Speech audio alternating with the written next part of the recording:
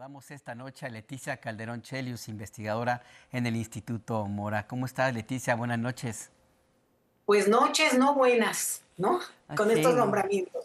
no, no, para nada. Trump tiene para todos a un boina verde en el área que le corresponde eh, el- este Seguridad, seguridad, perdón, seguridad nacional. se me fue el nombre. Tiene a un presentador en el Pentágono, tiene a un personaje que acabamos de escuchar que tiene la como solución para no separar familias, deportarlos a todos, en fin, y a Elon Musk también, por cierto. ¿Cómo ves tú todo esto, Leticia? Pues mira, yo creo que no hay sorpresas, sinceramente. Digo, sí los nombres de repente a lo mejor hasta parece broma y se estaban burlando en algunos programas que estaba viendo, ¿no? De las designaciones. Pero yo creo que no hay sorpresas. Varios de ellos han sido ya funcionarios con Donald Trump en el primer periodo y sobre todo son de la línea dura en temas que le importan a Trump como la parte visible de este proceso. Porque eso también hay que entenderlo. Al final de cuentas es obvio que Donald Trump es este personaje que nosotros vemos como muy centrado en este momento político, pero en realidad todo lo que está detrás de él es incluso más preocupante porque él va a acabar siendo digamos, más moderado, más negociador. Yo creo que va a destrabar algunas cosas que tienen que ver con su interés de centrar la economía en Estados Unidos, su combate contra China, que eso va a ser muy fuerte, y ahí es donde sí también tenemos coletazos nosotros de manera importante, pero realmente este segundo nivel, sus leales, son personajes con un perfil muy preocupante en el sentido de que son, pues, lo que conocemos como halcones, para hablar en Estados Unidos de estos personajes que son realmente, digamos, de una presencia y de una rudeza muy potente desde Estados Unidos. Nada más que no se nos olvide, nada más por decirlo, pero Blinken, que es el actual secretario de Estado, o Mayorkas, son también de ese perfil Sí. de parte de los demócratas. Nada más que a lo mejor el tono es más suave y estos que entrarán presumiblemente ya en enero, pues tienen un estilo mucho más rudo, más vociferante. Pero también no podemos engañarnos con que, uy, qué cambio, veníamos de algo muy suave. No, no, no, no. Yo creo que lo que es una realidad es que México ha conocido a lo largo de su historia que Estados Unidos es un país de, bueno, la economía más importante del mundo y que parte de eso tiene que ver con su rudeza y su intención de dominar el resto del planeta, a lo cual México se ha defendido sistemáticamente, pero con esos personajes hemos tenido que lidiar en un momento que yo diría favorece de alguna manera a México en el sentido de que han cambiado algunas de las correlaciones sin decir que no hay una simetría muy fuerte entre ambos países. Oye, Leticia, ¿cómo estás? Te habla Zulazaga, buenas noches. ¿Qué balance haces? De pronto hablábamos mucho, dices, no son tan vocales los demócratas como lo son los republicanos, y esa sería la gran diferencia, aunque habrá en los hechos también otras diferencias, porque como dices, ya muchos de estos pues estuvieron en una administración anterior.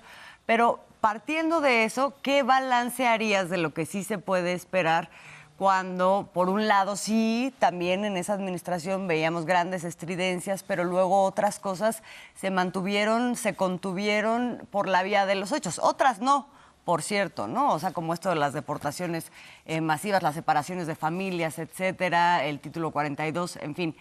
Pero de otro lado, también a la hora de interactuar con nuestro gobierno, también hubo cosas que se mantuvieron en contención. ¿Cómo ves en este balance lo que podría ser la perspectiva de la relación, sobre todo en temas tan preocupantes como el migratorio, Leticia? El migratorio y también el tema del narcotráfico, ¿no? Que siempre causa y lo tratan de revolver, y eso es parte del problema también de la Totalmente. lectura de varios de los que están presumiblemente designados para cargos.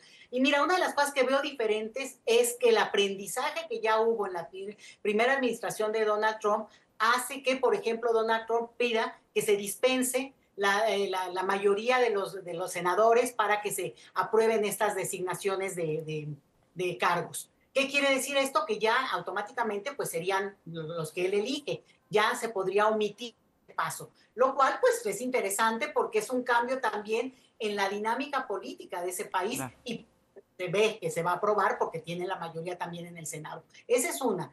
y otra que tiene que ver con que este aprendizaje supone que saben que hicieron muchas cosas que no fueron tan rudas como querían. Fíjate lo que estoy diciendo. Híjole. No fueron tan rudas como querían porque tenían la parte que les detenía, les iba como amortiguando y tenían que pasar por varios pasos en el Congreso o a veces en términos más legales, más locales. Eso ocurre siempre en la dinámica política de todo país y en Estados Unidos mucho más. Pero en este caso, pues lo que tratan es de ver cómo le van a dar la vuelta para que algunas de las medidas que quieren implementar no vayan a ser detenidas en cortes. Por ejemplo, en el caso de Tom Homan, que sería el zar de la frontera, el que hubiera sido el símil de Kamala Harris en el primer momento de Biden, pues viene con un discurso muy duro, también anunciando, ¿no? También atemorizando, porque parte del discurso que tiene esta administración de Trump es que dice para que la gente empiece a tener, y las comunidades y todos estos grupos que son vulnerables al discurso que se está emitiendo, pues que sientan ese mensaje y que presumiblemente pues pudieran tomar decisiones, por ejemplo, no sé, irse por sí mismos antes de que fueran deportados, porque hay que acordarnos que hay muchas personas en Estados Unidos, de los 11 millones de personas que no tienen documentos en Estados Unidos, 6 millones son mexicanos. Entonces, en ese grupo entran muchos perfiles, que también eso vuelve muy complejo, pero la impresión y la intención que han señalado es que irían primero por aquellos que tienen algún cargo criminal. Ojo, cargo criminal en Estados Unidos, bueno, supongo que en todo el mundo, pero especialmente en Estados Unidos, puede ser incluso una cuestión de vehículos, ¿no? De que se pasó un alto o que tiene ahí una multa que no se ha pagado. O sea, ojo con eso, porque también luego eso al final se puede interpretar como que estaban detenidas las personas o algo, y no es así, o puede ser por cargos muy, muy menores. Entonces, este llamado también puede ser como para generar un ambiente, y el mensaje también es a su electorado. Es un mensaje de fuerza, de bravía, ¿no? De que ya llegamos los que vamos a cambiar aquí el asunto. Y creo que no tendrían razón por la cual incluso limitación económica para ejercer este mandato muy agresivo.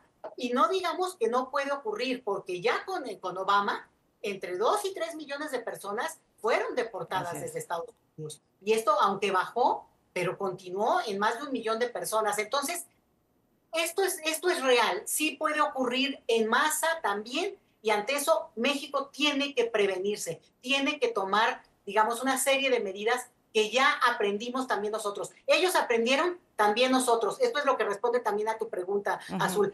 ¿Qué pasó? Bueno, López Obrador era una, ¿no? La otra, acuérdense que estuvimos en pandemia, pero la otra es que México también jugó un papel muy importante a la hora en que se sentaron a negociar en esto que fue muy duro, pero fue la contención migratoria desde nuestro país. Pues sí, hay lecciones en ambos lados de la frontera. La circunstancia también es distinta. El mundo tiene sus propias cuitas, no solamente en América Latina. Leticia, ojalá que podamos seguir conversando un poco más adelante cómo se desarrolla la situación. Por lo pronto te agradecemos estos minutos en Punto de Referencia. Muchísimas gracias. Un abrazo. Abrazo, Leticia. Abrazo también para ti.